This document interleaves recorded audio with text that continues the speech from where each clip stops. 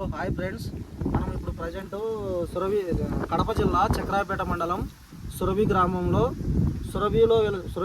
వెలిసినటువంటి సురభి గ్రామదేవత అయినటువంటి పోతలరాజు స్వామి గుడి దగ్గర ప్రజెంట్ మనం ఉన్నాము.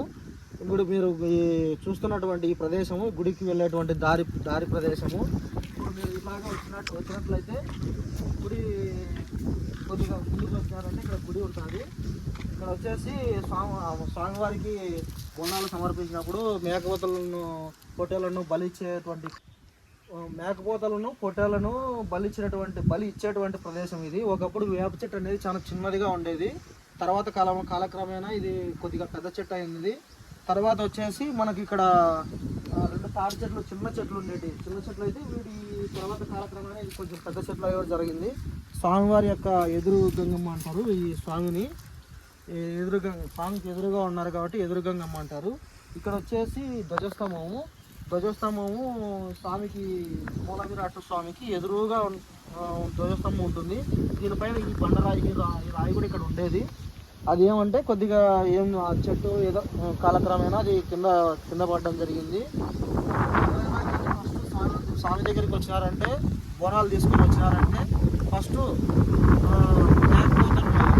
వాళ్ళు బోనాలను ఫస్ట్ ప్రదక్షిణ చేస్తారు.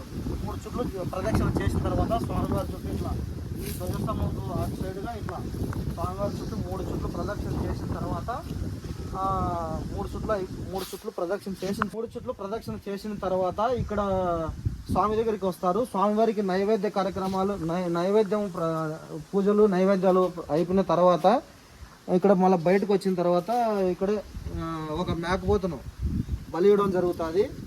అదేవిధంగా మీకు స్వామివారి యొక్క చరిత్ర మీకు చెప్పడం మర్చిపోయాను. చిన్నప్పుడు మా అబ్బో వాళ్ళ తరం కంటే ముందు కూడా మా అబ్బో వాళ్ళ తరం నుంచి కూడా ఇక్కడ స్వామివారు చిన్న పిల్లోళ్ళు అందరూ వచ్చి ఇక్కడ ఒక చింతమాన్ ఉండేది. ఇక్కడ వచ్చేసి ఒక పెద్ద చింతమాన్ ఉండేది.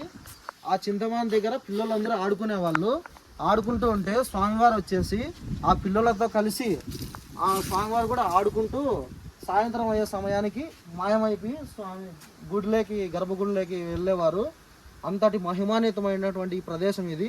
అలాగే ఇంకొక చరిత్ర ఏంటంటే ఈ స్వామివారికి ఇది మా గ్రామం కడప జిల్లా చక్రాయపేట మండలం సురభి గ్రామం అయితే గ్రామదేవత అన్నమాట. ఈయన గ్రామదేవుడిగా కొలువై ఉన్నాడు ఈ స్వామి పోతలరాజు స్వామి.